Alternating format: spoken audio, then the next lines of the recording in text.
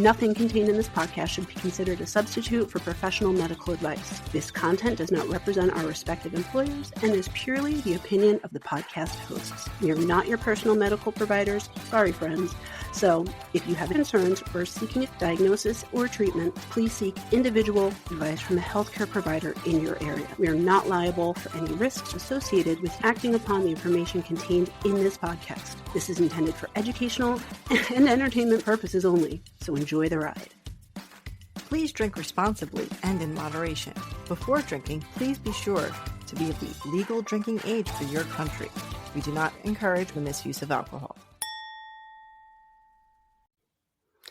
Welcome to Medical Media Mixer, the perfect cocktail. I'm Nicole Peniston, psychologist. And I'm Tara Prisco, physician assistant. All right. Happy birthday, Nicole. Yay! It's my birthday episode, even though my birthday is over a month away today. That's I know. We're very ahead of the game. This is episode 48. Insanity. We only have 3 more to record for the year because we already have the last one done. So crazy. That's insanity. Like, yes. We are like making it a full year when we didn't know what we were doing. We still don't really know what we're doing, but we know exactly that we don't know what we're doing. That's what we know. But it's pretty amazing. It is. It's pretty cool. Know. It's been a bit of a journey. We'll have to do like a recap episode for it's like the first one for next year. Yeah, something along those lines, or throw something on Patreon. We gotta come up with a plan. Yes, we need to do some more Patreon vids, some more last calls. Yeah, because we didn't do one for Comic-Con, so we'll have to do a recap of that. All right, so that's good. I've been doing like 2 a month now. I kind of change it to that because that's about what we've been recording. So we'll need November and December. Yeah. So we've got at least one. Yeah. So in the book so far. Yeah. So anything on your mind you wanted to chat about before we get started? No, husband's dealing with child and homework. Yay Fun for him. What kind of homework? Book club. You have to read 2 chapters, and then there's like 2 slides. You have to type in like questions about what you think is happening or something in the book, and it's like every 2 days. Basically, you have to do this like twice a week. So we're plugging along. Yeah. Are they reading anything good? And it's something they were given. It was like some book I never heard of, but we were like, why don't you have the computer open with the slides, and then when you come up with a question in the book, you just do it right then. In there. But no, we had to read all the chapters. No. Then we had to sit down and be tortured to fill this in. Yeah. No one would do that. We'll get there. We'll learn the shortcuts eventually. Yes, we will. But I'm up here, so I don't have to worry about it. Exactly. You got to opt out of that for today. I did. So we know that when this episode comes out, will you be on your birthday trip, or is it falling over your actual birthday? No, I leave on that Wednesday, so I'll be at work on my birthday on that day, which will be fine. But preparing and being ready to go. Yes, it'll be good. It'll be fine.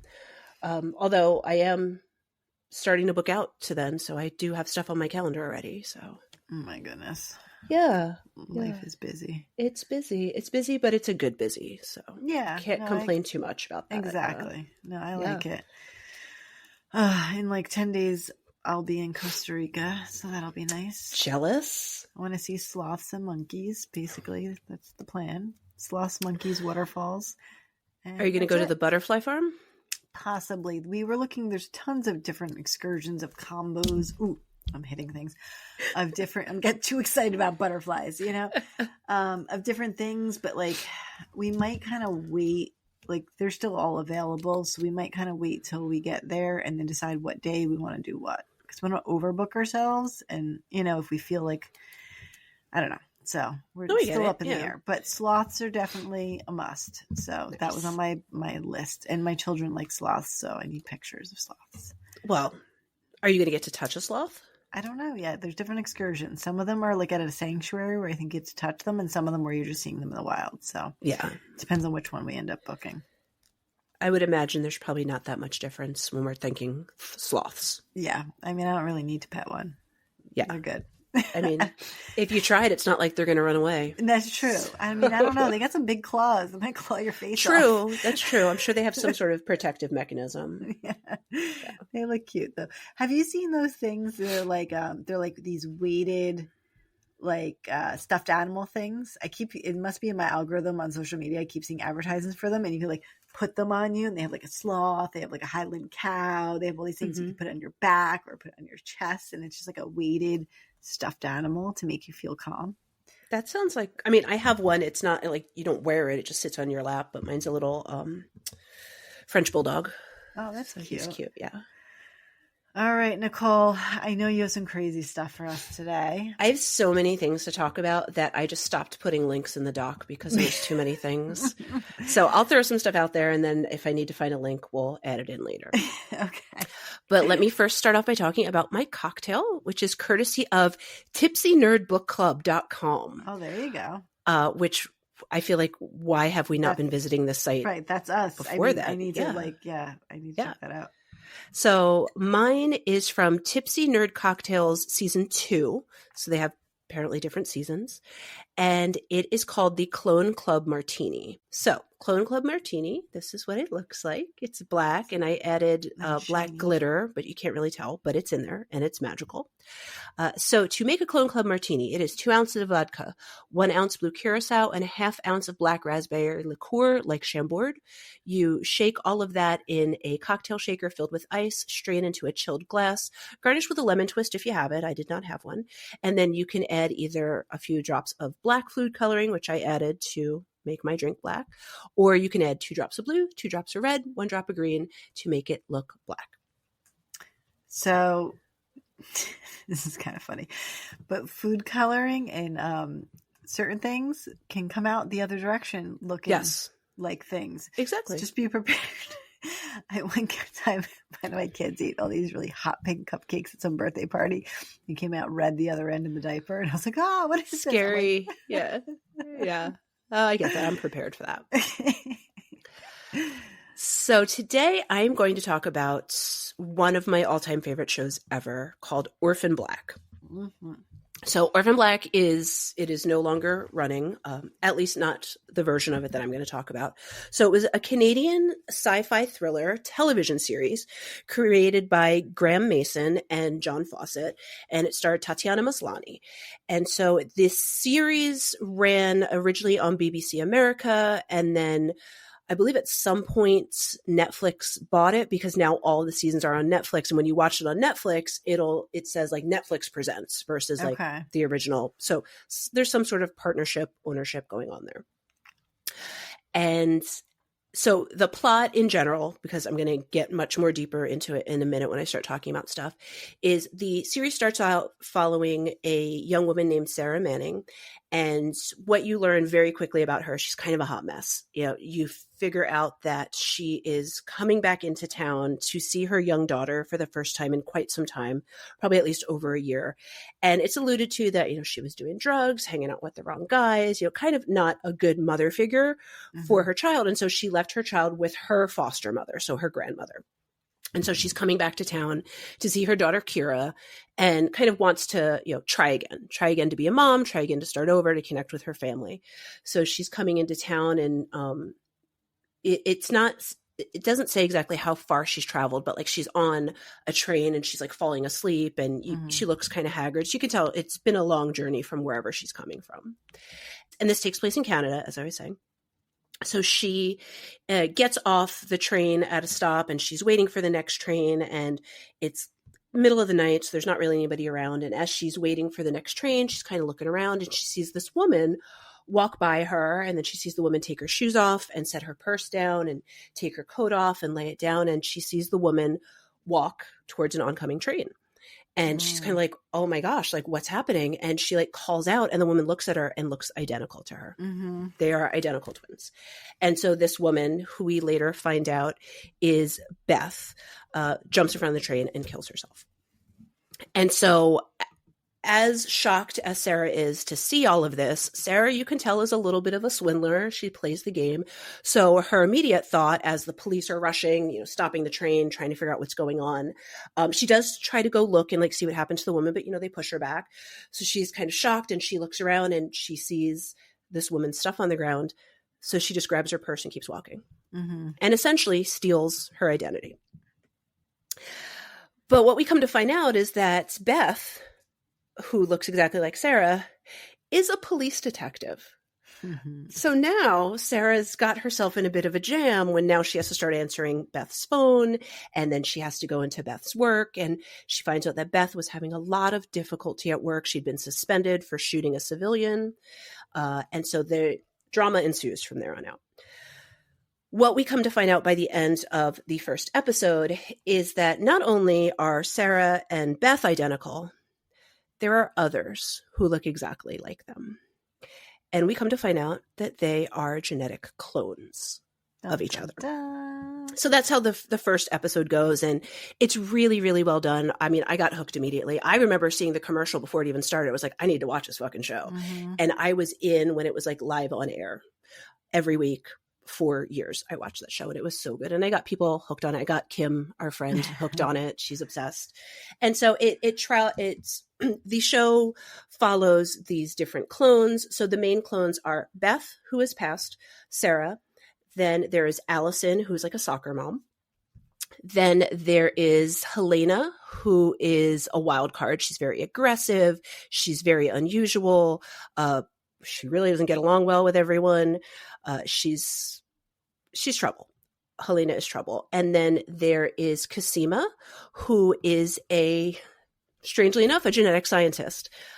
So they are the main clones. I'm looking at the book because I have the DNA of Orphan Black, which is essentially like a primer dictionary of every character, every season, the entire plot. That's nice. So I may need to reference this a few times because it gets really hairy.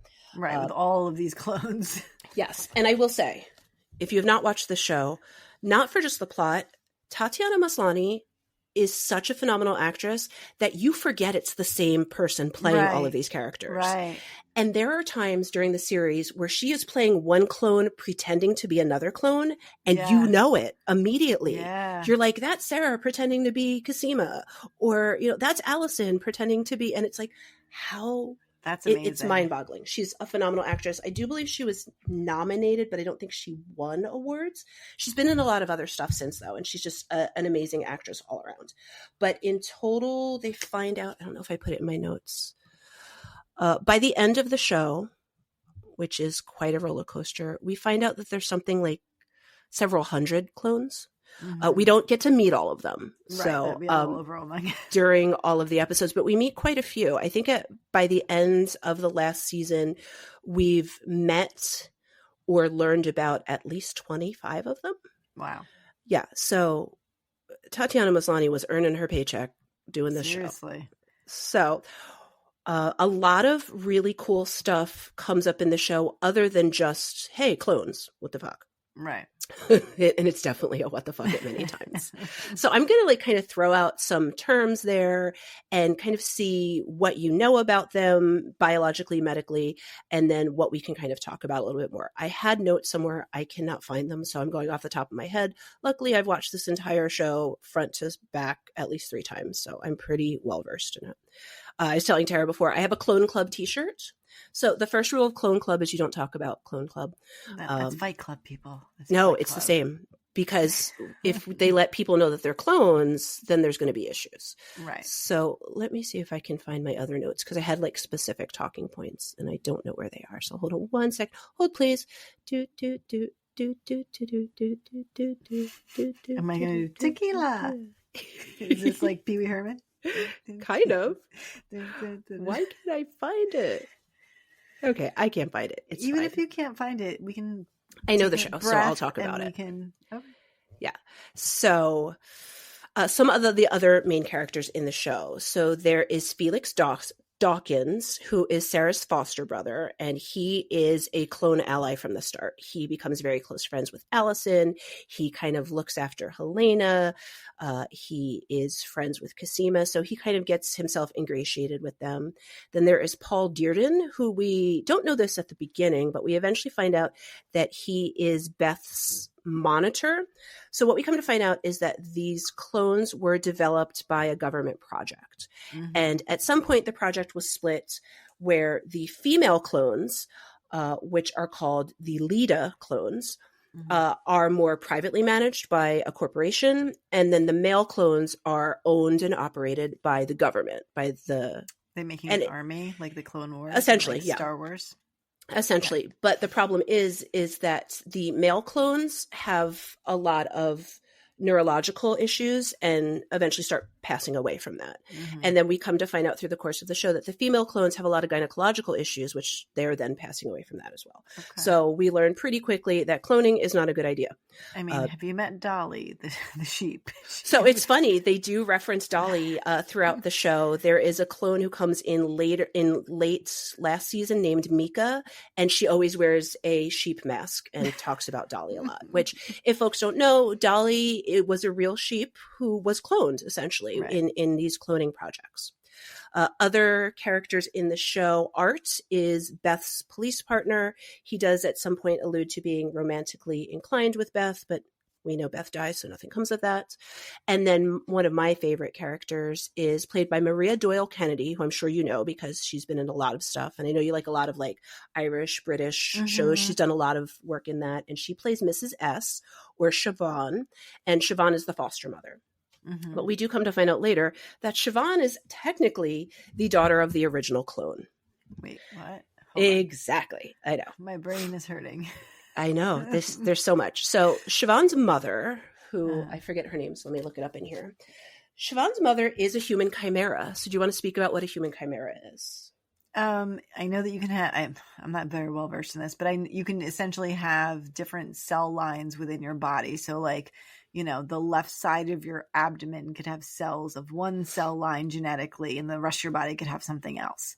You can have just any part of your body, essentially, that can happen too. It could be split down the middle. It could be, you ever see the cat chimeras? They're really cute. Yeah, where they're like half their face is like tabby with blue eyes, and the other half is like black and white. Exactly. Yeah. So essentially, it's just having a group of cells that are completely different genetics than the rest. I mean, it would still come from your parents, but it would just be a different combination.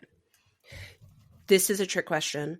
Do you know how chimeraism occurs in humans? Or why is a better way? There's one very common way that it happens. I don't know. You were supposed to split off into twins and you didn't? No, but then one is absorbed by the other. Like one fails to thrive and then it's absorbed. So that's essentially what happens with the... Why can't I find her name? It's going to drive me insane. We could talk a little bit how Siobhan is not spelled how you think it's spelled. Yes, Irish it's Seo Bahan. But those Irish names get you. I'm like, yes. What? Who? What words are these? Why don't I have what her name is? Oh, it's going to drive me insane. Anyway, so as I said, the female clones are the Leda clones. The male clones, which I'll get to in a minute, are the Castor clones. Do you know the Greek mythology of Leda and Castor? I don't think that's what I know. I don't recall. So Leda and Castor were identical twins from different fathers. So Zeus came down and had, if I'm remembering this correctly, because I haven't looked at my Greek mythology, I believe Clytemnestra is their mother. Okay. Clytemnestra is the sister of Helen of Troy. Okay. Yes. Okay. I know a lot about Greek mythology. So Clytemnestra has a husband, and then Zeus comes down and pretends to be a swan and rapes Clytemnestra. And she simultaneously gets pregnant with her husband's child and with Zeus's child. Okay. And so Leda and Castor are the twins, fraternal twins, but from different fathers. So they've named the males Castor, because Castor was a boy, and Leda, female. But those two clones come from the human chimera because she absorbed her fraternal male twin at birth. And so she had both female and male genetic lines. Fun fact about her, even though I can't find her fucking name and it's going to drive me insane. She was in prison for killing Siobhan's husband. Oh my. So when she was in prison, this doctor, who I'll get into the kind of heads of these cloning projects, he was doing research, genetic research on prisoners because they would get paid for that or be given, exchanges. And he kind of hit the jackpot by meeting this woman who had both male and female genetic lines. And so he took her DNA and that's how he created these two separate clone lines. Okay. So she's technically so the female clones call each other sestras. Which is Ukrainian for sister, because Helena is from the Ukraine and she has a very thick accent and she calls them her sestras. So they are sestras. So the original is their sestra mother, and then is the mother brother to the males. I know it's very confusing. And then the sestras meet the brothers at some point. They don't like each other. Spoiler alert. So there's a lot of battles back and forth. Boys. So the original, I don't want to get too much into details that don't matter. But basically, these scientists were looking at cloning essentially to try to help suss out genetic abnormalities. Okay. And they're like, well, if we can find someone and isolate their genetics and get rid of certain undesirable traits, eugenics, which do you want to speak about what eugenics are? Because that's a messy, messy road. Not really. I mean, can you just define what eugenics is for the audience, for the class? Selecting out, basically, selecting away from, I guess, certain traits and selecting for. So we're talking about, blonde hair, blue eyed. Yes. And that's the history of eugenics, is it did get very tied up with Nazis and, creating the superior race. Yep. That's not what eugenics was meant to be, but that's the title that's what it became. Right. Yes. And so eugenics plays a large part in this series because there is a group of folks. There's so many details. I'm forgetting stuff. What is the group called? There's essentially this fringe group of people who are really into body mod. And part of that is they want to be modifying their DNA. So they're doing things like implanting cameras in their eyeballs, doing a lot of things to become superior humans through body modification. But they are all falling under, they're called neo-evolutionists. That's what they were called. It's right there in the name, the next stage of evolution. Right. So the neo-evolutionists are actually a fringe group of this original genetic doctors who were working on this. So as I said, the genetic doctors split off. There's a whole murder mystery thing, all this other stuff. And then across this, we meet an evil clone, because there's got to be an evil clone. There's always an evil clone. I mean, there's an evil twin if you have got this many of them. So Rachel Duncan is the evil clone, and Rachel Duncan was cloned by these scientists to be their daughter because they couldn't have a child. So they originally were like, well, we're doing this whole project. Let's keep one for ourselves and raise her. And from all intents and purposes, what we can see is that she had quite a loving childhood originally, but then her mother was murdered. We don't know that she's murdered. We think it's just a lab accident that she dies, but we do come to find out later that she was murdered. Spoiler alert, she's not actually dead. But, and so then Aldous Leakey, who is another scientist, essentially adopts her and makes her more of a science project. There's no more nurturing or anything. And this happens when she's about 6 or 7 years old. Oh, wow. Okay. So she's had this lovely life up until then. And then after that, she learns that she has to have all of this testing all the time and that she's a clone. And she's the only self-aware clone that knows at this point. All the other clones kind of find out of each other essentially by happenstance. They just kind of run into each other. So big question here. Yes. How did they... I want all the questions. How did they come into existence? Who birthed these people? Good question. So they were finding women who were desperate to get pregnant and implanting the clones in them. Okay. Some of these women knew that they were carrying these children for other people. Others, like Allison's mom, just went for regular IVF and thought it was her own. Yeah. And thought it was her own, which there's this really funny scene where Allison is the traditional, stereotypical soccer mom, and her mom is very proper and very whatever. And Allison, at one point, she's over her mom and she wants to be a free spirit. And so she introduces her mom to Cosima. Now, Cosima is more like the cool girl. She's a white girl, but she's got dreads, glasses, very science geeky. She calls herself a science monkey. And Allison's mom meets her, and she's kind of like, "Ooh, I don't know who you are," and everything. And then Cosima leaves, and she's like, well, she can't be your genetic equal. That girl's mulatto. Which, for those of you who don't know what mulatto means, it means mixed race. And it's obviously because she has dreads. That's why she's saying this. Now, although I will say, Tatiana Maslany could probably pass as biracial. I would say. Yeah, she's got an androgynous, not androgynous, she does have an androgynous because we later meet a trans clone, Tony. Yeah, she just has she's a very neutral look, I think. Yeah, look. And they're all of relatively the same age? They're all exactly the same age. Okay. Yeah. So they're true clones. They're all the same age. They were all created and birthed at the same time. They all have the same birth date as far as I remember. I know they're all born within the same year. I know that for a fact, but now I'm second guessing because they don't really talk about that, but you do see pictures of their photo IDs lined up, and I can't remember if they were all the same age. Okay.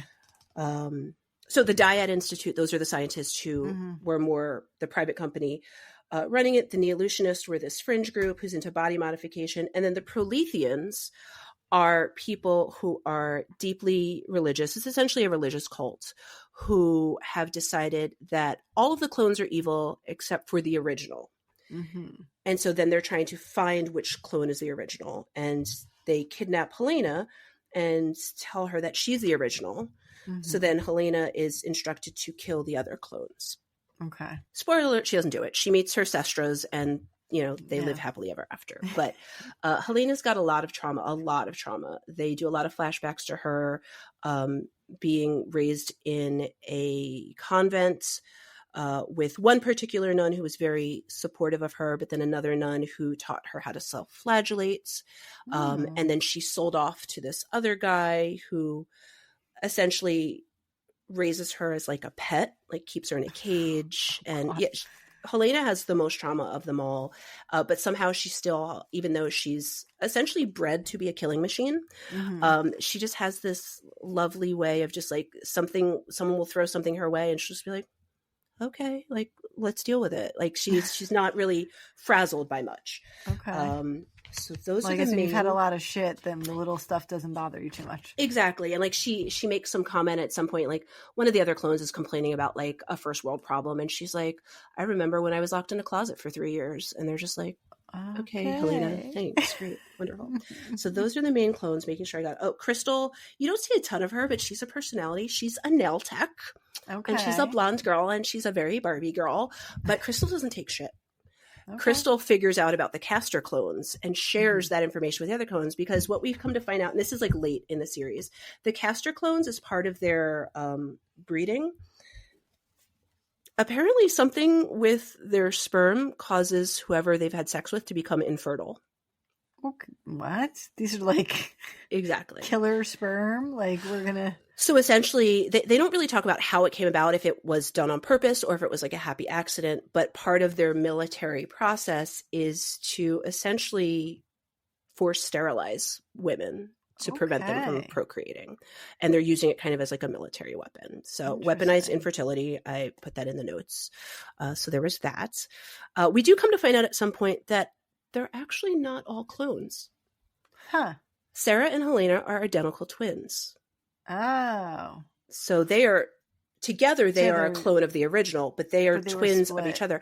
And they are mirror twins of each other. Okay. So do you know what a mirror twin is? Yeah. So if you have certain things, it's going to be mirror image. So if I have a freckle here and my twin's here and they're going to have a freckle on that side, it's basically like that split. It can be split face to face. It can be split like different ways. But yeah. So I'm assuming it's split face to face, because at one point Helena gets shot and it should have been in the heart, but her heart is on the other side.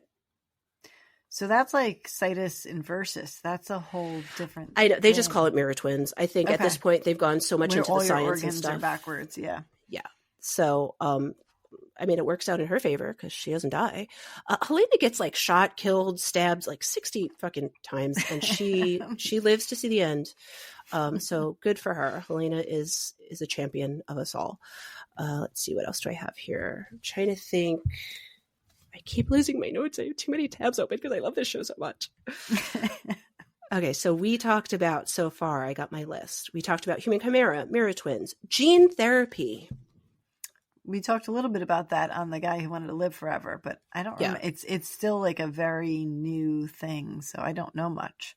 So in the course of this show, as I said, we come to find out that the Castor clones have neurological issues that are degenerative. And we find out that the Leda clones they describe it, but I didn't really get it. And I was like, it's not important, at least for the podcast, but they have some sort of gynecological cancer that is killing them. And the way they talk about it sounds a little bit like endometriosis, because it starts gynecologically, but then it spreads throughout your body, leads to like lung cancer, things like that. So something similar to that, where it's starting in one place and then metastasizing essentially other places. So as they're starting to do all this research, and Cosima's main goal as part of, the science monkey of the Ledas is, because she has a science background, she wants to isolate their entire genome so she can cure this disease that is killing them. And unfortunately, Cosima is the one who is the sickest. We find out at this point, several of the clones have died from this. And so at this point, Cosima knows she's dying essentially. So she's trying to isolate this genome so she can figure out what's going on, and then essentially treat herself and then treat her sestras. And then once the two worlds collide of the two clone groups, the males and the females, they essentially try to team up to find a cure for both sets of clones. And from what we can tell, when the show ends, all of the Castor clones die before they're able to save them. I thought maybe like their super killer sperm could kill the gynecologic cancer. I mean, that would work. Like, shoot the sperm at the bed and stuff. Well, it's funny that you say that, because although it gets very close, the Castor and the Leda clones actually never have sex. Okay. So, which is probably their brother and sister. Yeah, so it's probably for the best, but they never get to try that route of gene therapy. Do you know? So at another point in time, so as I said before when I started off, Sarah has a daughter, Kira, right, but all of the other clones are infertile. Right. And so they're not quite sure how she was able to conceive a child, carry a child to full term, given this genetic predisposition, and then have a child who's healthy. So at some point when they're searching for a genetic cure, they do take bone marrow from Kira to try to create a cure for the female clones. It does not work. It kind of slows the process of the disease, but it's not a full cure.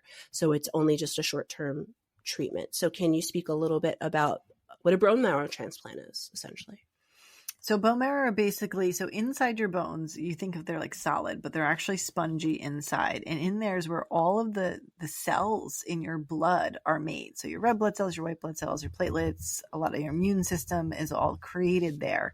And so essentially you can take, basically they say it's kind of like a firecracker going off in your hip when they do a bone marrow biopsy, or they take bone marrow, but essentially they numb you up, they pull out a core of that, and then they use that to administer to the healthy cells or healthy making cells to somebody else who can now hopefully replace their bad cancer or whatever making cells with the good making cells. We have to be a match, and that's really, really hard. But I assume if you're a clone, everybody's a match, so that's good. But it's the daughter of the clone, so I'm not sure how close of a match. But it's very tricky to get all of those things to match up. It's not just blood type. There's a lot of markers for it. Yeah. And so since we know that Sarah can have children, we then come to realize that also Helena can have children. Okay. And so the Prolethians figure this out and forcefully inseminate Helena. And she ends up carrying twins. Okay. So the twins thing is happening again. Later in the season, we come to meet, I'm going to blank on her name. I want to call her Elizabeth, but that's not her name. we meet the newest generation of clones, who this girl is 8 years old, but she looks identical to how all the clones looked when they were 8. And we do find out that they use the same genetic material. So she's essentially their baby sister, but also identical twin. And she is born. So now she's probably like the third offshoot of the clone. So obviously the more you clone a clone, the more genetic problems there are. Can happen, right. So they never say exactly what she has. She wears leg braces. It seems to me like it might be like a form of cerebral palsy, but she has some sort of difficulty. And at her young age of 8, they already see that she's dying from this gynecological issue. So clearly, as they're continuing to clone the line, it's making things worse, not better. Right. So there is, trying to hit all the high points. So later on, we find out Susan Duncan, that's Rachel's mother, did not die. She's just been in hiding for decades because she decided she wanted to save Rachel. She wanted to not do this cloning anymore. She wanted to treat them as people, and the scientific people and the government people didn't like that. So they tried to kill her. She was able to escape. She's been in hiding. We also find out that Susan's husband / Rachel's father has also been in hiding for the same reason. He doesn't know that his wife survived. They just know that they're both in hiding because they decided they didn't want to do this anymore. They wanted to help the clones. And so they don't have happy endings. They both end up dying. Okay. Yes. I'm trying to think of who else is going on here. Oh, so I mentioned briefly before. So there's Tony. Tony is technically a Lita clone, but he is transgender. So that brings in that question of like nature versus nurture. Right. We know that Cosima is a very open lesbian. We find out at some point that both Sarah and Allison have had some trysts with the same sex as well as the opposite sex. So it brings up that question about sexuality and sexual identity and what that has to do when essentially they all have the same genetic coding, but they're presenting very differently. So that's a really interesting piece. They don't talk a ton about Tony, but the few episodes he's in are very fascinating. We also meet Jennifer Fitzsimmons at one point. She's the only American clone that we know about. We find out later that there's many, but she dies early on from this disease. We meet Katja Obinger. She is the German clone. She gets killed by Helena early on, but she is also sick at that point and is dying. So a lot of these clones they weren't going to live long. Because of all this genetic stuff going on. And then we hear about several others. And then I just found it by the end of the entire series, they have identified by name 274 clones. But then Rachel, because she's the only self-aware clone, she hands over a list of over 500 clones across the globe. So it is international. And like all the we meet the Canadian / American clones, but we do find out that there are in every country. And then, as I said before, there's a lot of clone switching, which is fun times from episode to episode. Like there's this one point where Allison is running for like PTA president or some super mom thing. And she's actually in rehab for alcoholism. So one of the other clones pretends to be her. And Cosima pretends to be her and she's giving a speech. And she's like, as a lesbian supporter, and we're like, what? It's like, wait a minute, what are you talking about? That's cute.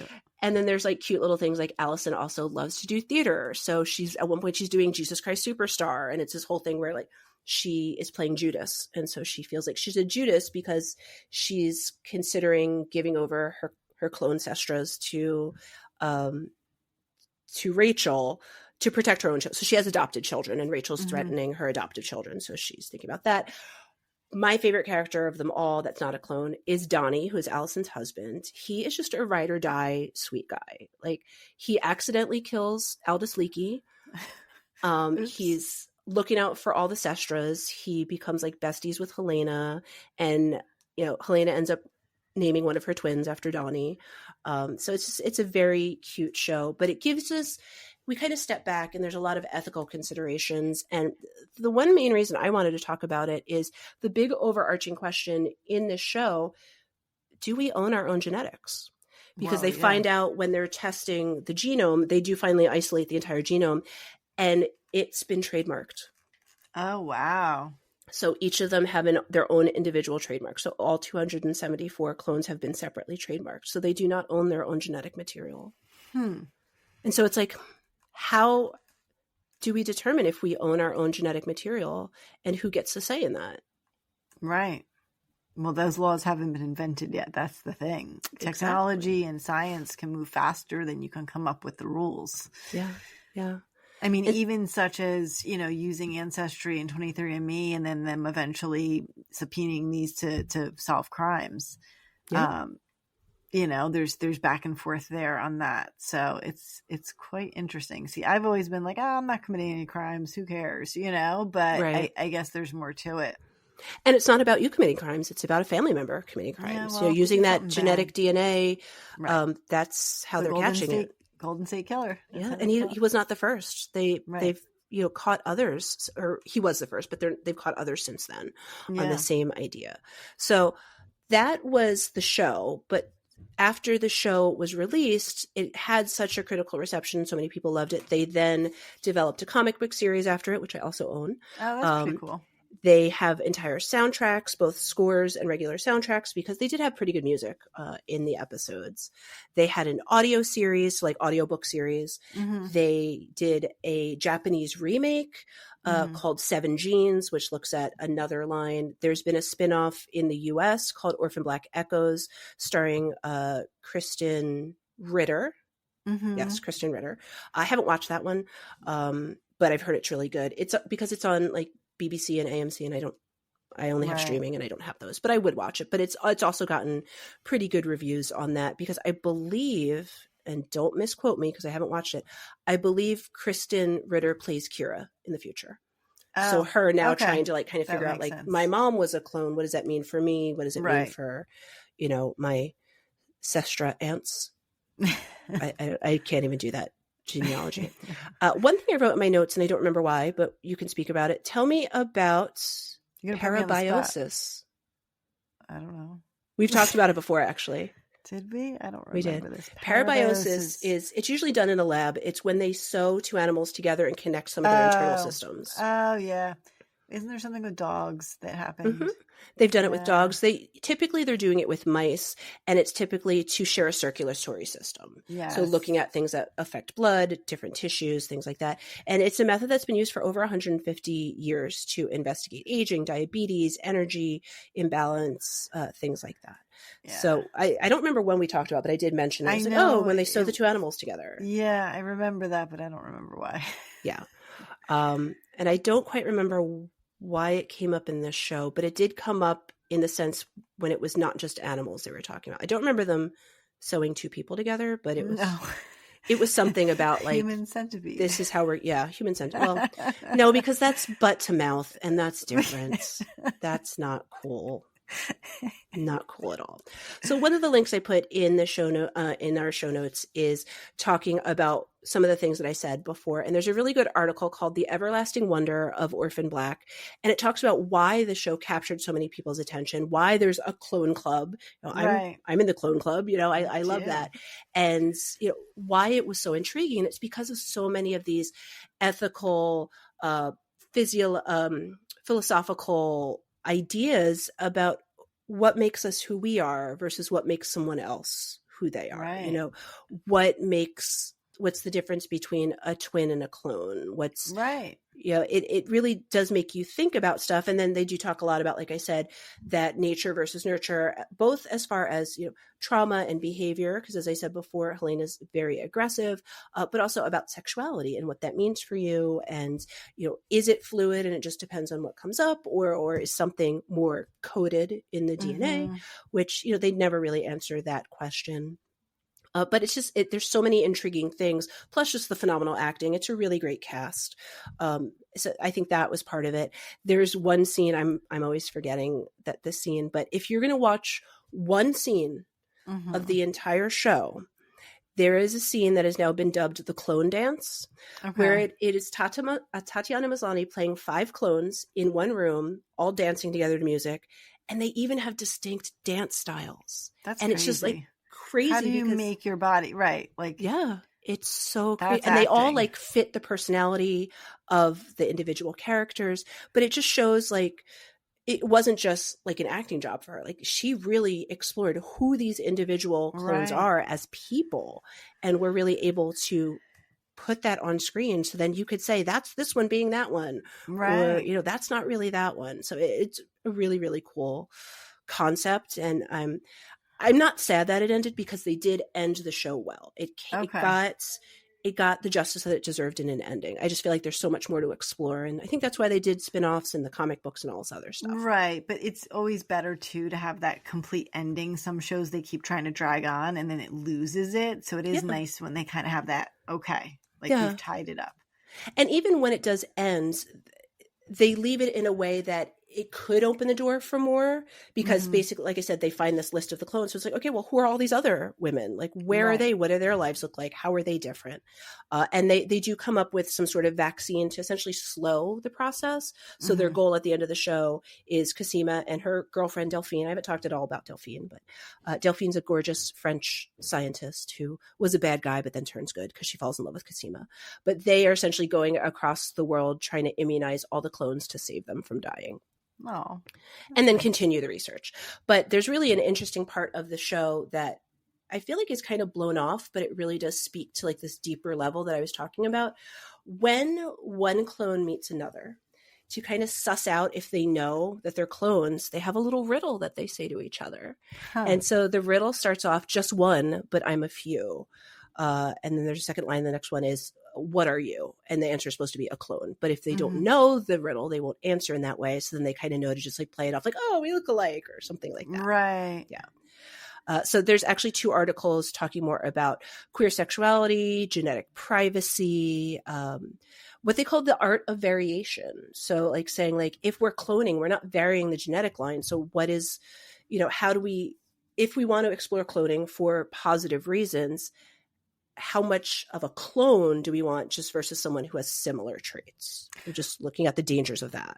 Right. Well, I mean, the more clones that exist, the higher likelihood of eventually sort of inbreeding with next generations. Exactly. That's like that sperm donor guy who had like a ton of kids, kind of a thing, and like over 1,000 children. That you didn't accidentally like one of your siblings or cousins or whatever, because there's such a percentage of the population. Yeah. And then there's another article that I linked talking more about like the what if we were clones? What if you did find someone who looked exactly like you? What would that mean for your own identity, your own, how you feel about yourself?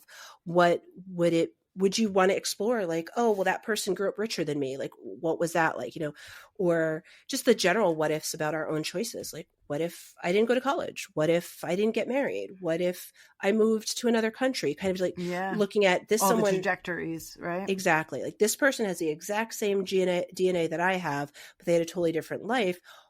Is that why we're different? Is it the nurture, or is it more than that? That's the question that we've been asking for a very long time. And I don't know if we'll ever get the answer, because we're never going to have a pure study that is really sussing out nurture.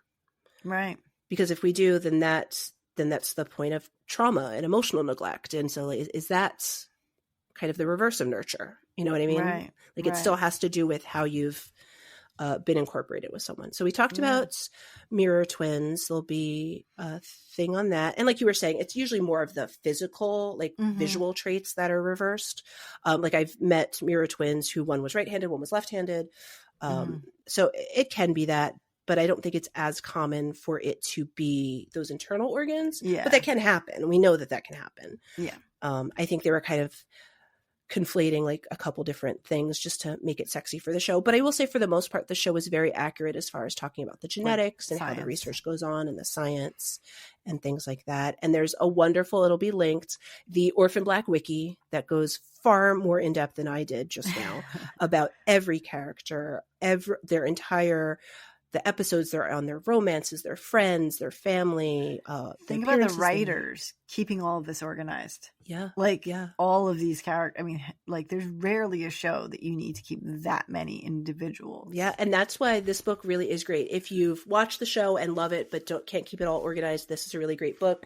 It's The DNA of Orphan Black by Abby Bernstein. I like it because there's a lot of good visuals, like clips from the show, but there's also interviews with the actors talking about things. There's a whole interview with the actress who plays Kira, the child, and like how it was weird for her to be like, okay, Tatiana's playing my mommy now. Oh, wait, now she's playing one of the sisters, but I'm supposed to know that she's a clone, even though she looks exactly like my mom, and like all of this kind of stuff. They also do a lot of alluding to, because there's that genetic connection between Kira and Sarah, that part of that is why she can catch onto the clones. But also there's some other connection that she can feel the clones. So there's one episode where Helena's hurt and scared, and she's like, my stomach hurts. Like, it's Helena. Something's wrong. So it's like she has some sort of connection as well, which again, nature versus nurture. You know, some people are more empathic than others, but then we've also seen, identical twins living across the country and they know that one's in trouble. Right. Yeah. So like, what does that mean for that? Right.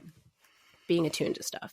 And then I linked an article just about the ethics, the biological and social considerations of human cloning in general. It doesn't specifically talk about Orphan Black, but it does talk about how this debate about human cloning has been going on for quite some time. We have done animal cloning, so there's definitely research out there about it. I think the big concern is, like we were talking about the resurgence of eugenics and what it means to be able to choose who or what is created from all of this. I mean, really, that can go as something as accessible and simple as in vitro fertilization. With you can reproductive choose gender. cloning. You can choose to rule out certain genetic medical conditions, things like that. Right now, I know in the US, I don't think there's any programs that are letting you select out for like eye color and things like that. But I bet there's somewhere that you could pay enough money to do that. Yeah. I'm sure there's science labs privately owned somewhere that would be able to do that. But, to talk about Dolly, I just found a little thing. She was cloned in July 1996, and she was the first mammal artificially cloned using an adult cell, so an adult sheep cell. And then later on, or earlier on, prior to that, frogs and other amphibians were artificially cloned, but she was the first mammal to be cloned. Yeah. And then I don't remember who it was, someone very rich and semi-famous, or maybe just very rich. She had cloned her dogs. So she had this one dog who she was obsessed with, and the dog was getting older. So she cloned her dog. And then when that dog died, she now had a puppy of the same dog, and I believe she cloned it 3 times. So she's had 3 generations of the same dog. I don't know. Yeah. It seems weird. I think it's weird too, because like all dogs are fun. Like, yes, your dog dies. But like, get a new dog. Yeah. I don't know. And so I think you would find the article about the biology, the science of genetic cloning really cool, because they even show like how certain cells are cloned and how they look compared to each other. And it's pretty cool science out there. I just feel like there's a lot of genetics, a lot of genetic concerns there. Yeah, a lot of ethics, a lot of ethical Just issues. general genetic concerns. We know that just us normally moving, when we're born, there are genetic changes, whether it's environmental, things like that. So there's already genetic things happening without us doing a damn thing. So when we start meddling with things. Well, that's, I think, why Dolly didn't live so long, or wasn't very healthy, because there were issues. How long did Dolly live? I don't really know much about Dolly other than she was a sheep. I just remember it didn't turn out so well. Like, that's what I remember being like, yeah. And I think she kind of looked kind of sickly. I feel like she looked wonky. She didn't look like a legit sheep. Well, according to Wikipedia, Dolly was born on July 5th, 1996, and died on Valentine's Day, 2003. All right. So what? Yeah. I don't know what the life expectancy I don't know what the lifespan is, but 6 years. Yeah, I would assume it's a little 7 bit years. older than that. Yeah, she said she died at 6. She is on display at the National Museum of Scotland. Okay. And then she had 6 lambs: Bonnie, twins Sally and Rosie, and then triplets Lucy, Darcy, and Cotton. So she was able to, have babies. That's interesting. Well, it just says offspring, so I don't know if they were cloned from her or if she gave birth to them. Yeah, that's a whole nother And thing. cause of death is they euthanized her. Oh. So she didn't die naturally. But she might have been like sick. Oh, I'm sure she was. With all of that. And then she was named after Dolly Parton. Oh, that's good, Dolly. And this says Dolly is derived from a mammary gland cell, and we couldn't think of a more impressive pair of glands than Dolly Parton's. But you know what? Fun fact, you probably know this. Dolly actually does donate a lot of money towards science and research. Oh, yeah. So really I wonder if I don't think she had a hand in that, but I wonder if maybe that was part of the inspiration. Yeah, too. The inspiration. Oh, yeah. That's cute. So she was bred, as she did, so those lambs, she did give birth to them. At the age of 4, she developed arthritis, had difficulty walking, was treated with anti-inflammatories, and then she was euthanized because she had a progressive lung disease and severe arthritis. So a normal life expectancy is they said it was around 11 to 12 years, and she lived 6.5. Okay, it's about half. Yeah. Interesting. Yes. So would you like to be a clone?